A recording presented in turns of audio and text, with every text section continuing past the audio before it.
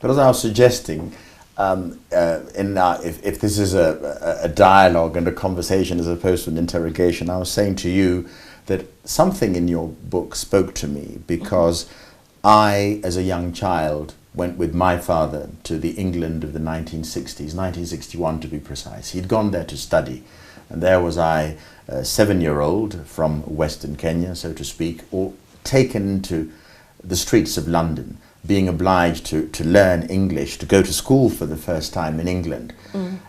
Does this, in your instance, you left Somalia at the age of 4. I'm looking about the idea of identity. Would you be appalled if I called you an Englishwoman? I wouldn't be appalled. Why? Why would I not be appalled? You've been steeped in the culture, you end up going to Oxford. What could be more quintessentially English than going to Oxford? It's very international. I mean, you said I went to university, you didn't mention it, but I'm mentioning it because I've read your blurb. Do I feel like an Englishwoman? Yeah, are you? But on a higher, the whole notion of identity. I think it's not static. One of the sort of veiled insults, perceived insults levelled at me is that I'm a black Englishman, but it's meant to be an insult. It's not meant to be a compliment. So I'm talking about you, you're a generation or two younger than me. Yes. How is it playing itself out for somebody as young as you? It's not static. I went to England as a very Somali child. All of my references were Somali. All of my knowledge of the world was Somali. And I was plunged into a British school, my first experience of school, full stop, and I ran home. I didn't like it. I thought, that's not for me. But over time You were the only quote-unquote black person in the school. Why did you run away? No, the first school I went to was actually quite mixed. It was quite an Asian area. Exactly. So that wasn't why I ran away. I think it was... England is very different culturally to Somalia, so I wasn't separated from my mother in Somalia. I could just run around on the street when I wanted to and come home immediately when I wanted to. So England is much more institutionalised. You go to school, you go to work, and everyone is kind of separate for the day. And I didn't like that. And the school was this kind of terrifyingly big, cold, Victorian school. And I didn't understand anyone. I could feel that they were hostile to me. I felt they were hostile. But it was manifestation of the aspirations that your parents had for you. You had to infiltrate this society and become... They wanted you to become 100% Brit. Otherwise, you wouldn't use the adjective Victorian. Why not? Because of that, Victorian speaks to a certain refinement, a certain quality. It's upper end. No, I meant just in terms of architecture and when it was built. Sorry. A second. Right. My father definitely wanted me to benefit from being in the UK, for sure. I think he'd been there since 1947 and had benefited in some ways. He was earning a good wage, but had come too late. And at that time as well, it was too difficult for migrants, I think, to really make something of themselves. So what was he doing? Is that too much of a detail? What was he doing? Oh, he was a sailor. Right. He was a sailor for most of his life, and then he retired from sailing when the kind of industry started to wind up, and he would do different jobs in London. Right, so back to you. So back to me. Yes. My mother didn't want to be in England, full stop. She wanted to be back at home. She never wanted to leave Somalia. So for her, it wasn't about assimilating or enjoying the UK. It was like an exile for her. So I was caught between both of those feelings. And it was slow. I said in an essay for Granta that you become British or English by osmosis. You're surrounded by English people, you're watching British TV, everything slowly changes. Your sense of humour, your behaviour, your attitudes. And that, I can't imagine trying to seal yourself off from that. That would be very odd, in the same way that if I'd moved anywhere in the world, you hope that you would learn things from that place. So let's go back to Black Mamba Boy. You are an English teacher. Let's imagine that you're teaching some high, and there's always this idea of themes. Mm-hmm. What would you say were the themes? There's this amazing life. It happens to be the life of your father, but now you're into fiction. What are some of the themes that you could consciously say you spoke to? I've tried to suggest that identity might be one. Am I right? I think so, but maybe not in terms of national identity, but who you are. So Jama, in lots of ways, the protagonist of the book, he brings himself up. He doesn't have a father around, and his mother in the book dies very early, so it's left to him to make a sense of himself. And it's in an environment where he's told that he's nothing. He's poor, he's black, he doesn't have a family.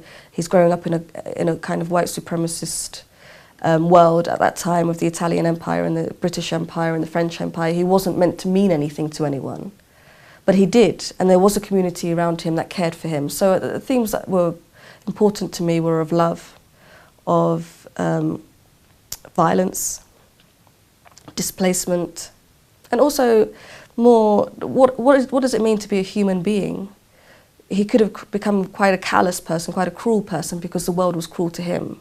But he didn't. He somehow kept himself together as a person with compassion and empathy. Right.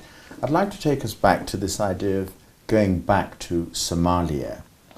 Have you made an effort since those days? You must follow with a certain interest. Every time the word Somalia comes up, you know, your ears prick up. But what is your relationship to the country the family left? I'm very interested. I'm still writing about Somalia. I'm still fascinated by Somalia.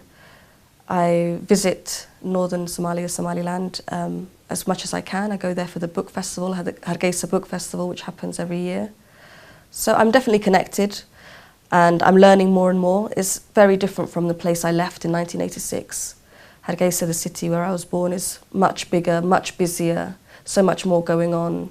So it's exciting. It's an exciting place. I think London feels quite set in its ways, and it's already formed, while Hargeisa is still forming itself. Yes, but this idea, is it Robert Frost or somebody, but many people say that home is where the heart is, or home is ultimately where one would wish to be buried, where home is where one finds one's essence. Is it unfair of me to ask, at your age, where is home?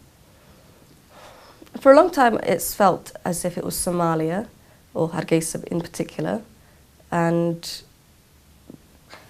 I think it's changing now. I'm realising that London is the place that I can walk around and I know everything and I know everyone, and that's what home is, isn't it? It's the place that's most familiar to you, and that's my part of London. But when I returned to the street where we lived in Hargeisa, there's this memory that I have, this kind of really deep buried memory of being a child there, and that's something I can't find anywhere else. So over time you see a distancing, there's a nostalgia, there's a connection, it's like an umbilical cord, right? But it's not something that is very long, so it doesn't feel as if I have to be there, right? But there's always going to be a connection. Right, so we go back to the writer's craft, and I'm looking, we went through themes, threads, having gotten this story out of you because it was so compelling.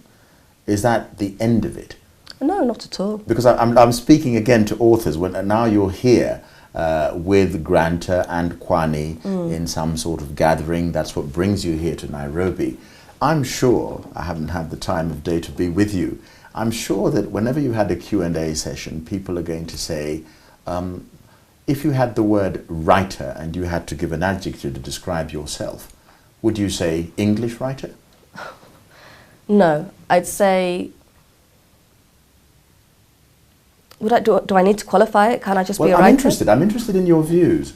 I mean, because I'm often called a Somali British writer. Yeah, because, you know, for want of a better word, we may be kindred spirits. I'm just wondering how somebody of your generation addresses questions that I put to myself. Well, it's interesting. I'm often described very kind of basically as a Somali British writer, but I don't think it wouldn't be fair. I think that amalgamum is probably closer than saying I'm a British writer or a Somali writer, because I write novels, and I write. You've written one novel, so I've written 2 novels. Oh God, my research eludes me. Right, it's not out yet. It's out this August. Okay. So novel, yeah.